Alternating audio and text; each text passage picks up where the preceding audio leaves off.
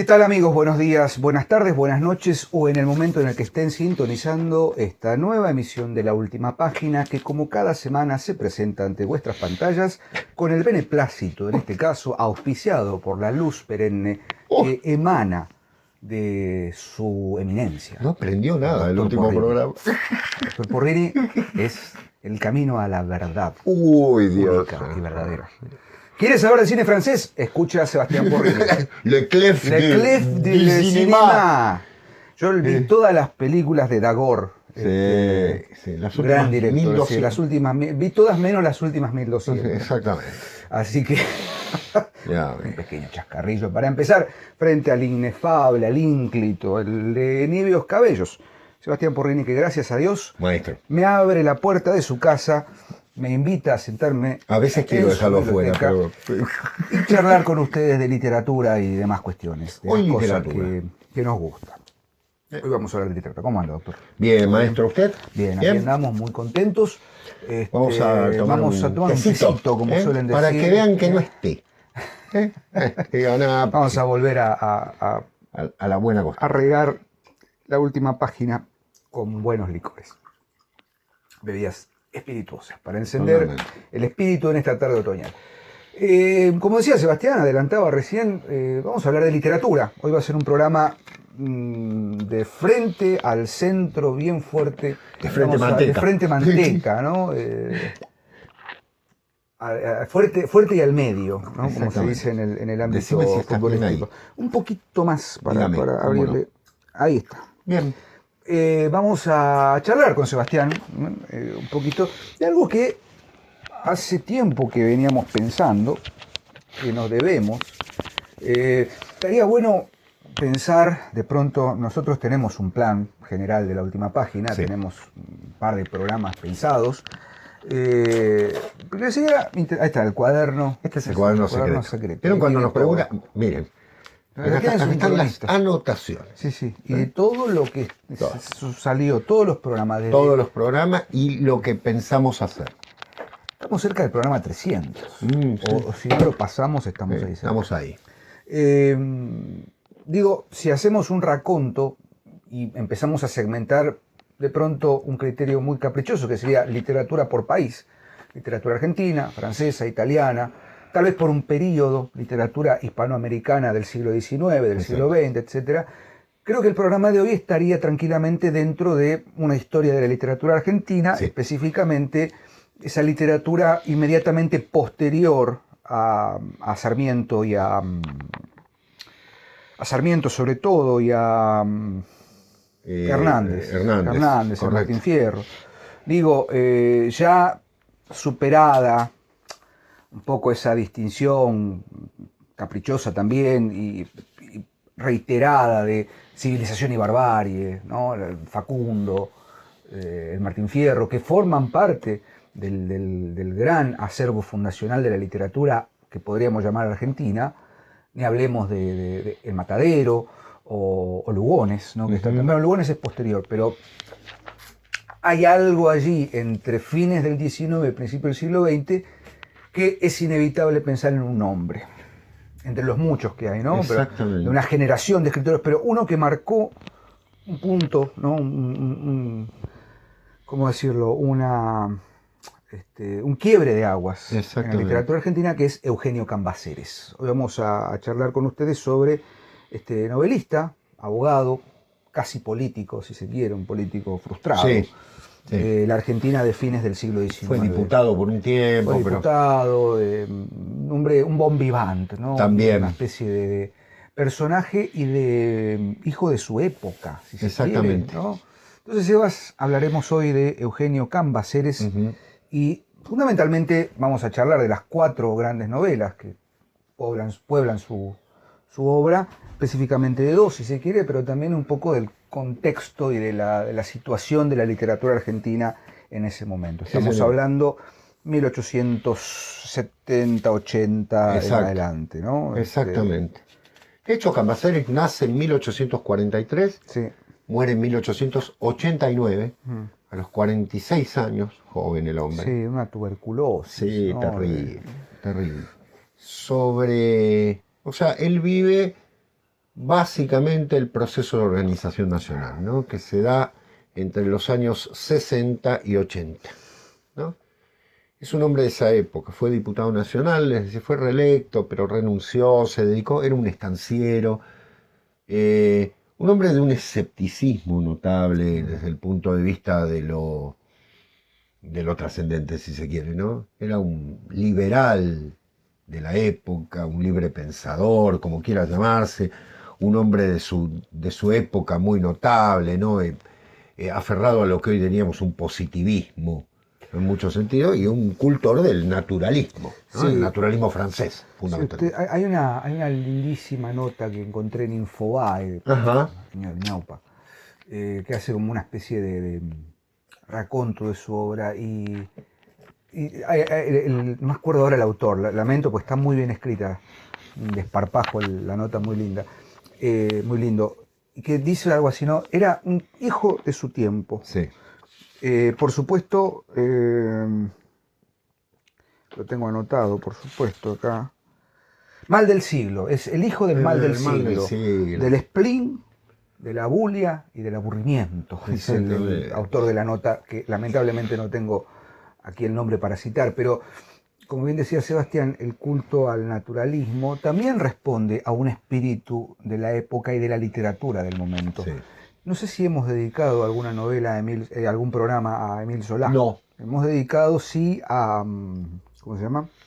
A Balzac. A Balzac. Pero no a Zola. Claro, Balzac es el realismo, Zola es otra cosa. Sí, es el naturalismo más extremo. Es el naturalismo más extremo. Algunas notas teóricas, si se quiere, que Adelante. es el naturalismo. El naturalismo básicamente es una estética fundada literalmente por el escritor francés Émile Zola, que tuvo su esplendor unos 20 años, entre 1870 y 1890, y que tiene como particularidad justamente ser heredera del determinismo filosófico, del determinismo social, económico, científico, ¿no? El darwinismo en ciencias naturales, el positivismo, el determinismo, como bien dije, en filosofía, la ausencia total del libre albedrío, la determinación justamente que Sarmiento toma, si se quiere, en el Facundo, ¿no? Esto de que el entorno social, cultural, geográfico determina el carácter de una persona, con lo cual hay una suerte de principio que después en los años 30 del siglo XX va a derivar, por supuesto, en la aberración que fue el programa y todo el proceso del nazismo, ¿no? Para justamente justificar científicamente, Mengele, por ejemplo, la solución final. Digo, me estoy adelantando, pero... Todos los totalitarismos del momento, ¿no? Claro, en el naturalismo encontramos esa pátina, ¿no? Esa suerte de barniz, ¿no? Ideológico de una época, un ateísmo. Una época, Diego, en el que el conde de Gobineau está pensando en la superioridad racial y demás. Todo eso tiene, el darwinismo tiene muchísimo. Darwin, Spencer, ¿no? En filosofía, el materialismo dialéctico también, ya empieza a cobrar forma ya como, digamos, no como ideología, sino como explicación y fundamento de todo esto de la lucha de clases, ¿no? De la determinación económica. Todo eso está en el naturalismo. Hay algo que dice Solá, muy interesante: el novelista está formado por un observador y un experimentador. De hecho está su famoso artículo, la novela experimental, teniendo en cuenta la idea de experiencia, ¿no? De experimento. Si vieron el programa de Reporte Minoritario del año pasado, el simbolismo de la rueda, dedicamos el programa a la película Capitán de Mar y Guerra de Peter Weir. Está el personaje del médico, el doctor, interpretado por Paul Bettany, no me acuerdo ahora el nombre del doctor, pero representa justamente a esta suerte de entomólogo, ¿no? Una suerte de naturalista, digamos, ¿no? Que llegan a las Galápagos y él necesita registrar todo. Después está el personaje de Blakeney que toma nota y trata de reproducir, ¿no? La naturaleza, la realidad de lo natural con la mayor, ¿cómo decirlo?, precisión posible. Exactamente, fehacientemente. Y acríticamente. ¿No? Una de las características fundamentales de la prosa naturalista es no manifestar ningún tipo de outburst, ¿no? En inglés sería como de rapto, de romántico, Claro, ¿no? no hay Esa pasión. suerte, ese apasionamiento, ese rapto vehemente del romanticismo, en el naturalismo se corre. Exactamente. No quiere decir esto que no haya crítica, por supuesto. Por supuesto. No es acrítico social, sino es No, una prosa quirúrgicamente diseñada, si se quiere, para expresar científica. Sí, Prescinde de los valores morales burgueses para ser más subjetivo y crudo. ¿Qué quiere decir esto? El naturalismo viene a superar aquello que el realismo o las cercanías del realismo como producto de la clase burguesa, digo, la novela moderna, la novela del siglo XIX, pienso en Flaubert, pienso en ¿cómo se llama Sebas? En Balzac, el rojo y negro, Stendhal, Víctor Hugo, todos esos autores encolumnados, Charles Dickens, encolumnados dentro del realismo, el realismo puro, si se quiere. Tenemos que hacer un programa. Tiene algún elemento de la clase aburguesada, ¿no? que tiene tiempo para leer y de pronto se contrapone al obrero en la fábrica. Bueno, claro. El naturalismo toma una distancia respecto de ello, no está la moral, y por ejemplo permite el ingreso de otro tipo de personajes. Son insectos. Son insectos, exactamente. Es un tratado de entomología.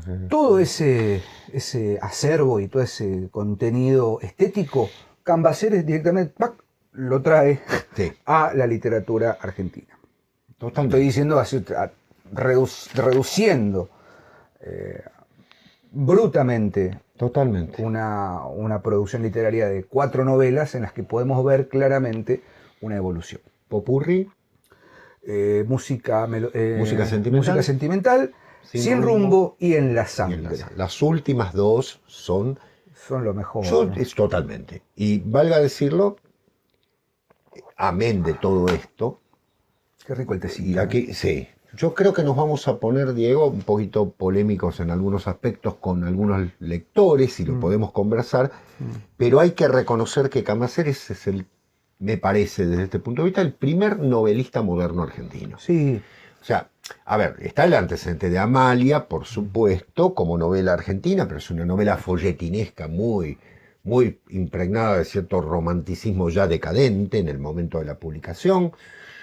Hay intentos en torno de, pero es este hombre de la generación del 80, Eugenio Cambaceres, el que hace una creación literaria despegándose de pronto de una necesidad política del momento, ¿no? Es decir, está haciendo literatura, está creando una literatura que podemos compartirla, podemos atacarla y demás, pero que es un escritor en todo sentido, ¿no? Don Eugenio Cambaceres, a mí me parece que tanto Sin rumbo, de la que nos vamos a ocupar, y En la sangre son las dos grandes novelas del siglo XIX que marcan, después vendrá el ciclo de la bolsa, ¿no? La gran aldea, la bolsa, ¿no? Que son novelas particulares de la década del 90, pero en 1885 y 1887 estas dos novelas son innovadoras. Sí, también hay algo que me gustó esto que dijiste, Sebas, respecto de, si se quiere, el fundador de la novela, el fundador de una literatura sin atributos. Claro. Y sin ideologías, si se quiere. Inevitable porque tiene, ¿no? Por supuesto. Siempre uno tiene una ideología. No es discursiva. Claro. ¿No? Exacto. Les recomendamos, Sebastián hace poco le hizo una entrevista muy linda a Carolina Sanín. Y yo escuché el fin de semana su monólogo sobre la identidad latina. Y hay algo que dice ahí muy interesante respecto de el único país que en los últimos siglos hizo algo por revitalizar la literatura en lengua castellana fue Argentina, porque es una literatura que puede ser leída universalmente. No es una literatura que en el digamos, cuerpo grande de su obra trate sobre un tema, qué sé yo, el americanismo, el indigenismo, no sé qué, no sé cuánto. Estoy tomando lo que dijo Carolina porque me parece interesante. Y uno de los ejemplos es Cambaceres. ¿No? Sí. Digo, podría haber llevado el naturalismo a cierto experimento qué sé yo, ¿no? El otro día hablábamos de Mansilla, ¿no? El Lucio Mansilla y una excursión a los indios Ranqueles. Bueno, qué sé yo, una mirada un poco más agradable de la cosa. Sí, con un programa político. Ni siquiera un Sarmiento, que literalmente tiene un programa político, Claro. llevó su literatura a un punto tan extremo como, no sé, la reivindicación de los derechos indigenistas, No, para nada. un Rómulo Gallegos, por ejemplo. Claro. Tiene cosas magníficas, pero digo, Cambaceres es un representante que tranquilamente, de una literatura que puede leerse tranquilamente en otra lengua, Sí. o que puede entenderse, hay un argumento, y él responde, como dijimos en Sí. un momento, A un programa literario. a un programa literario, Sí. estético, y Exactamente. con una prosa que te la volvió a decir. Exactamente. Bueno, si te parece, Diego, vamos a Sin Rumbo, la primera de estas dos novelas, publicada en 1885. Son 45 capítulos que uno puede dividir en tres grandes partes, ¿no? Del 1 al 12, que es la vida en el campo, la relación que él mantiene con Donata, Sí. el hijo que está por nacer. Donata es una campesina, él es un estanciero, Andrés se llama, ¿no? Uno podría hacer ahí miles de alusiones al nombre, pero Sí. no creo que tengan valor en este sentido, ¿no? Luego, el capítulo 13 es como una especie de transición, paso, ¿no?, a la ciudad, cuando Andrés ya está en Buenos Aires, en el capítulo 14. Tiene el romance con una cantante de ópera, que es un hecho real. Vos sabés que está tomado un hecho real de su vida. Su vida, ¿no? con la tenor del Colón, la polaca, era Una soprano. Emma Witsiak. Exactamente. Es muy gracioso el episodio. Sí, en el viejo Teatro Colón, ¿no? Cambaceres, digamos que, Bueno, era un hombre enamorado del amor. Otro Picasso. Sí, otro Picasso. Era afecto a Ciertos ejercicios. Muy bien. Marietta Amorini se llama la soprano. El hastío, la insatisfacción, lo que muy bien decía Diego, ¿no? El spleen. Ha logrado el amor de esta mujer, o sea, ha logrado, ¿cómo decirlo? No sé si es el amor el término, ¿no? El placer con esta mujer. Obviamente el placer se va y se termina todo. ¿Y qué hace? Decide regresar otra vez, el locus amoenus, ¿no? Decide, no está bien ni aquí ni allá, diríamos. Decide regresar al campo y ahí hay un momento, un sueño de Andrés muy interesante, hacia el capítulo 26, que tiene que ver fundamentalmente con esta idea de que tal vez pueda desarrollar en ese hijo que ha tenido y que ha abandonado de alguna manera, ¿no?, una nueva vida. Regresa al campo, estamos todavía en la segunda parte, en busca del hijo que le ha dado Donata, se entera de la muerte de esta, fíjense, no importó nada de ella, ¿no? Y centra su pasión, su esperanza, lo único que le queda en la hija, es una hija, Andrea. Sí, Andrea. Exactamente.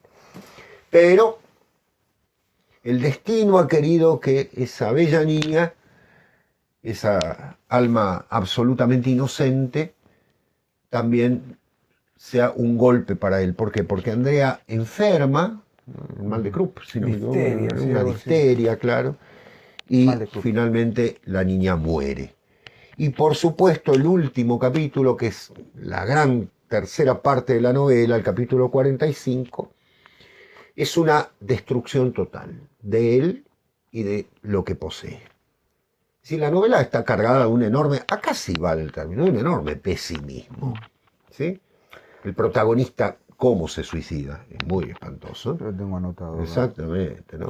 Claro. Adelante, dígalo. No, la primera vez que leí Sin Rumbo, que fue en la edición de Valle. Sí, la que hicimos con Pablo Gizara. Sí. Exactamente. Es tremendo porque acaso sea uno de los finales más significativos y más brutales. Sí. Comparable de pronto al episodio en que Martín Fierro, en la vuelta de Martín Fierro, el episodio de la China y del indio que matan al bebé y que se resbala con las tripas. Terrible, sí. Viendo a su hija muerta, Andrés, y algo que dijo Seba que es muy, muy interesante, el pesimismo absoluto. Es decir, ese pequeño respiro de esperanza depositado en la vida de Andrea, de su hija, inmediatamente se ve frustrado. Tampoco digamos que Andrés es un hombre con demasiadas aspiraciones muy serias, ¿no? No, Es decir, es un personaje totalmente, ¿cómo decirlo?, paradigmático de la época. Sí, ¿no? sí. Desaprensivo, hedonista. Por un hervor de sangre, medio que tampoco es que corteja a Donata. No. Hay hasta casi una violación, sí, ¿no? Es sí. como... Es el patrón abusando de la...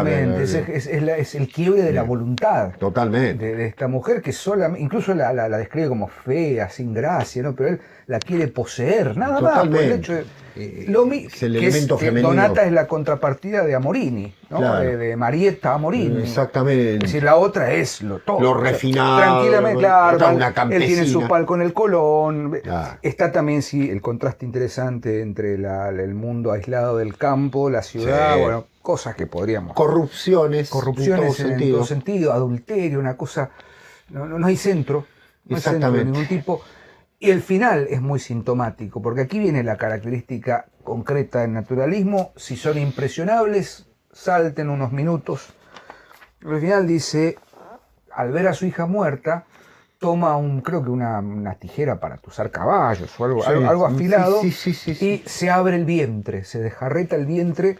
Exactamente. De una tajada.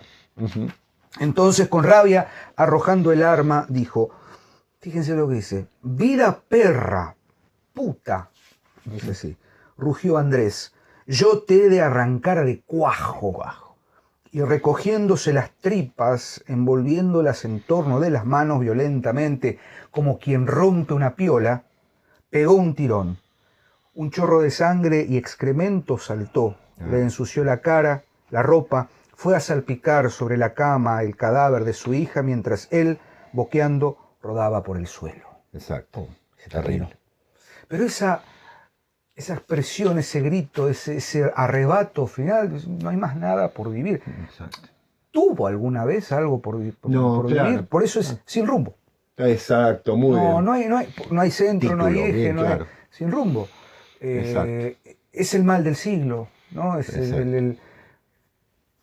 no sé cómo explicarlo. Baudelaire lo tiene muy claro también, ¿no? En Las Flores del Mal, el sprint de París, ¿no? La cosa abúlica, el sinsentido. Bueno, hace poco hicimos el programa de Guénon y los ocultismos y espiritismos. Teosofía. Decíamos que, bueno, el siglo XIX, sobre todo la segunda parte, ya está tomando la herencia total de un modernismo, de una modernidad totalmente insostenible, donde no hay centro, donde no hay trascendencia, donde todo está como obturado, corrido del lugar, etc.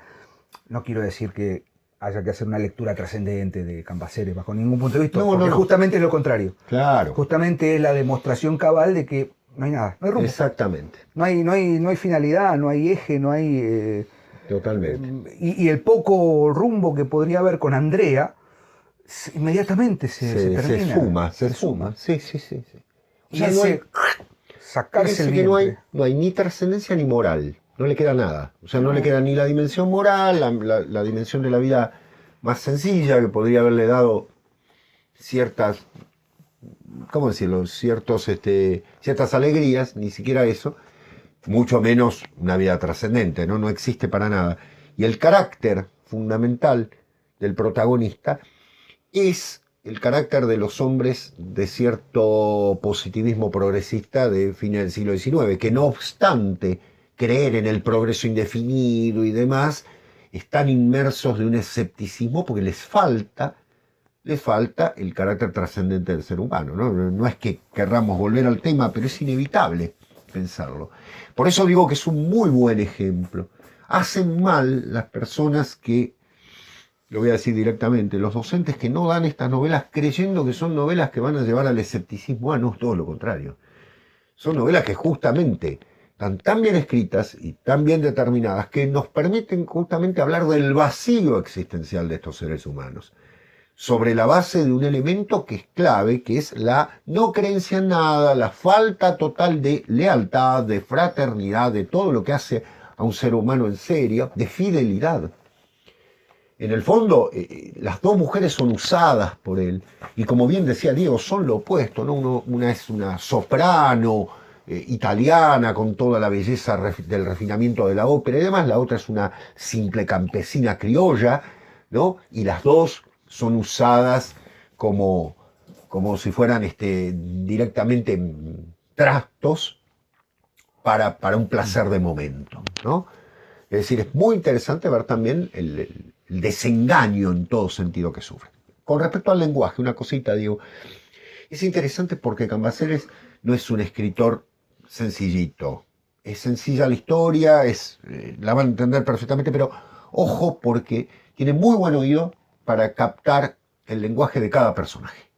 ¿No? Hay mucho italianismo, galicismo y demás en la novela, tête-à-tête, ¿no es cierto? Ese tipo de cosas que forman parte de Madonna Santa, ¿no? Que forman parte de un lenguaje, conocimiento del lenguaje, de las influencias de otras lenguas en la nuestra, pero también en el registro.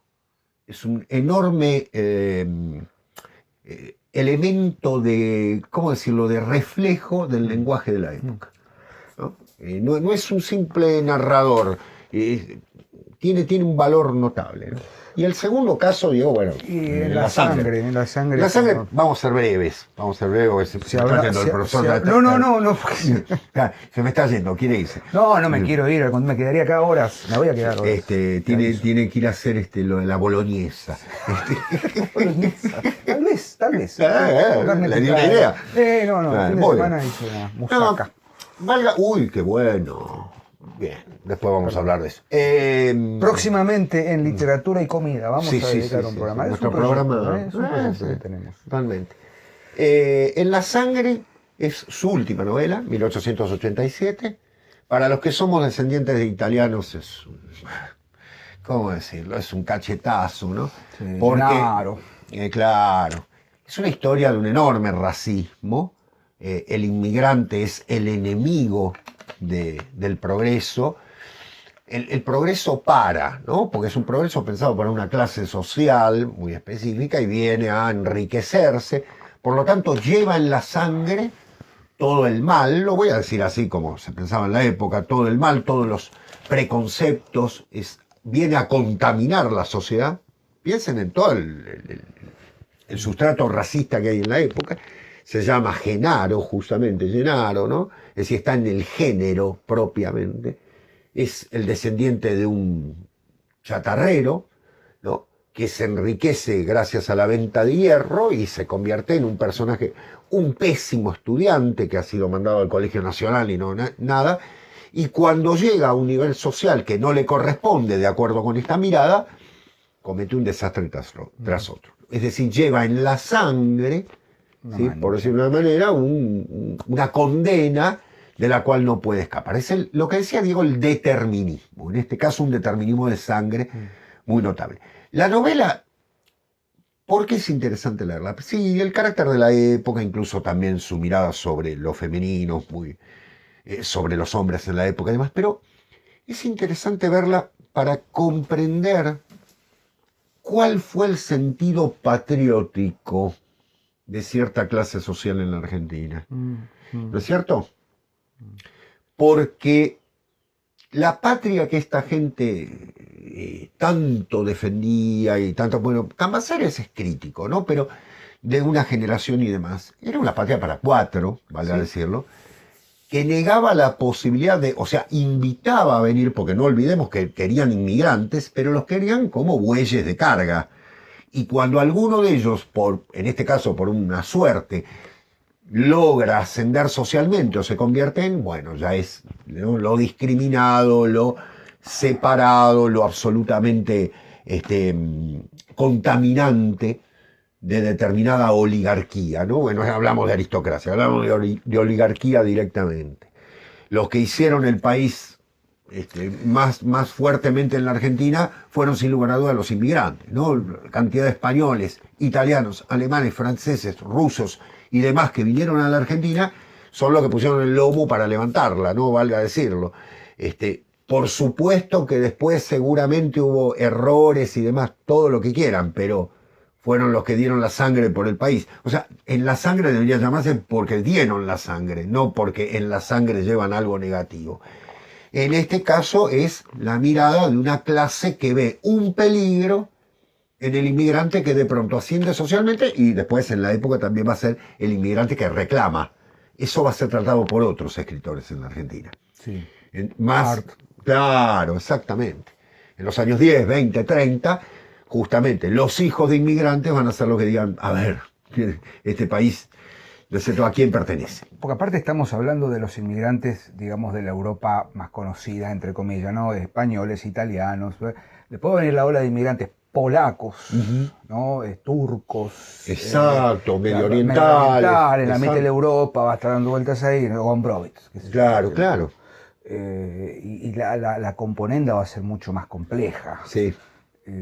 Algo que dijiste, Sebas, que me quedó ahí hablando respecto de estos son los que estaban pensando el país, como dijo Sebastián, una nación para cuatro, que en definitiva termina cayendo en determinismos, sí, ¿no? Claro. Que naturalmente tienen fecha de vencimiento. ¿Por qué? Porque justamente, como dijo Sebastián, la oligarquía aristócrata es eso, es un 5 hacendados, 4 o 5 ganaderos, la sociedad, de consumo la sociedad inmediato, rural. De hecho, es paradójico, ¿no? Por lo que leí, Cambaceres muere en 1889. Sí, señor. Producto de una tuberculosis que empeoró en un viaje a París, porque había acordado o había hecho las tratativas para que en la gran exposición universal, no sé qué, hubiese un pabellón argentino. Ese pabellón argentino estaba financiado por lo que hoy conocemos como la sociedad rural. Exacto. Entonces, literalmente dio su vida por 4 o 5 oligarcas que... Totalmente. O sea, no había una visión de país a largo plazo como la hay, y no la hubo, lamentablemente. Y seguimos, viste, dando vueltas sobre la misma... Pasaron 100 años, más de 100 años de esto. Y todavía seguimos Esto mirando... nos deriva, Diego, a lo que fue la generación del 80. Tuvieron un proyecto. Yo lo reconozco, ¿eh? Sí. Ojo. Porque en la Argentina hubo 2 o 3 proyectos de país. Equivocados, correctos, ustedes pueden catalogarlos. Pero hubo 2 o 3 proyectos. Uno fue el de la generación del 80. Los otros, después si quieren los tratamos. Sí, bueno, la generación del 80 se propuso hacer algo. Dijo, no industrializar. El país no tiene que ser un país industrializado. Tiene que ser un país agroexportador. Sí. Con esto vivimos. ¿Por qué? Porque 10 nos llenamos, ¿no? Grandes extensiones de campo que producen enormes riquezas y lo que sobra va a dar para alimentar a todos. Porque valga decirlo. Lo que pasa es que la inmigración que vino a Argentina, hay que reconocerlo, trabajó muy bien. Porque no solo se alimentó, también fueron propietarios. ¿Sí? Yo pongo como ejemplo a mis bisabuelos. Vinieron aquí y no terminaron picando piedra. ¿Cómo terminaron? Construyendo sus casas, teniendo a sus hijos en las escuelas, dándonos una enorme herencia cultural y espiritual enorme y sobre todo poniendo sobre la vía el vagón, ¿no? Para que podamos seguir ascendiendo. Si hay algo que el ascenso social marcó en la Argentina, fue justamente la negación de ese modelo encorsetado, ¿no? Vale decirlo. A ver, Cambaceres tampoco lo vamos a condenar. Es un hombre de su época, como decía Diego. Es un hombre de su época. Él pensaba, decía, bueno, los que estamos acá desde el siglo XVIII somos los que tenemos que vivir como reyes, ¿no? Y los que vienen a trabajar, que vengan a trabajar para nosotros. ¿Acaso no es el pensamiento hoy en día de muchas potencias, Diego? No necesitamos mano de obra barata para, ¿no? Bueno, eso sigue siendo. Y lo fue en otros regímenes políticos, ¿eh? Lo fue en otros regímenes políticos, porque la esclavitud ha existido de forma constante en unos y en otros. Pero bueno, eso se evidencia, 2 novelas, ¿no? Sin rumbo, no tanto, sí en La sangre. En La sangre se nota claramente la idea de lo que es la inmigración como contaminación para una clase que se cree ya no solo dueña del país, sino con el destino de llevarla adelante y convertirla en un país para pocos, en el que vivan muchos y que dé para lo justo y necesario, por decirlo de una manera, ¿no? Bueno, esos fueron los conflictos sociales que vivimos los argentinos. Valga decir también que la industrialización, que tanto negaron, se dio igual.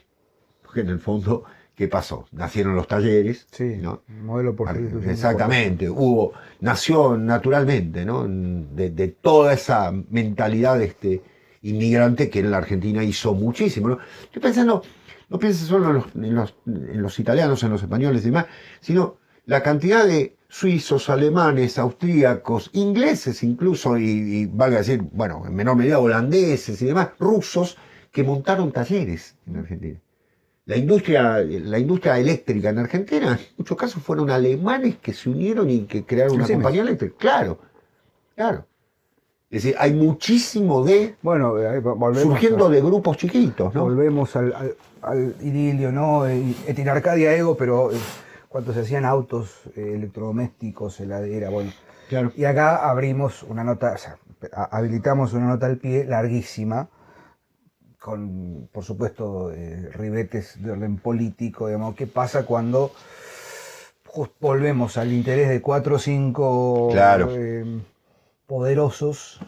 Se puede llegar a destruir un proyecto de país. Sí. Es un equilibrio, ¿no? Hay contra un equilibrio. Exactamente. Pero lo interesante de Cambaceres, para llegar a un pequeño corolario, es el modo en que hace literatura, o sea, es literatura, sí, en el sentido de que toda esta catalización de una época está puesta en el lenguaje, en literatura. Totalmente. Y no hay no es panfletario, no. No es excesivamente discursivo. No. Pareciera ser que, bueno, hoy estuve en una librería, después de cámara te cuento.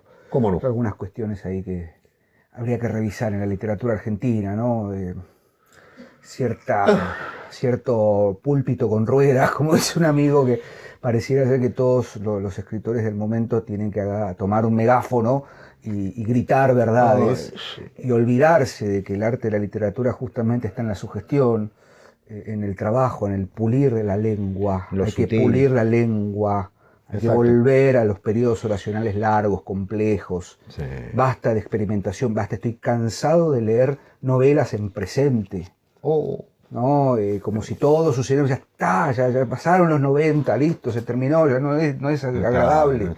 Hay otra forma. ¿Dónde está esa literatura? Como la de Cambaceres, como la de Mansilla, como la de tantos otros genios, en donde hay un trabajo y una elaboración con el lenguaje y que detrás de eso uno puede encontrar resonancias de lo que está sucediendo, claramente, sin necesidad de decir entonces me fui a marchar a la Plaza de Mayo porque es mi deber.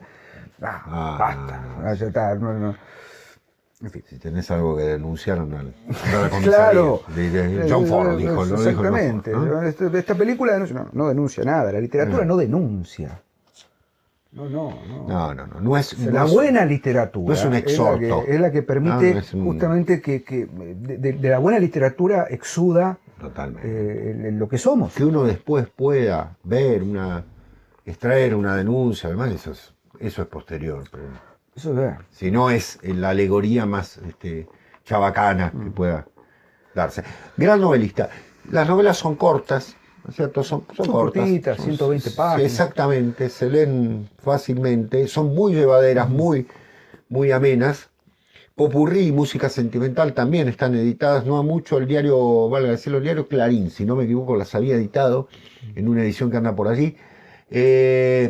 Pero a mí me parece que Sin Rumbo y En la Sangre hay que leerlas como mojones para la novela argentina que va a venir, ¿no?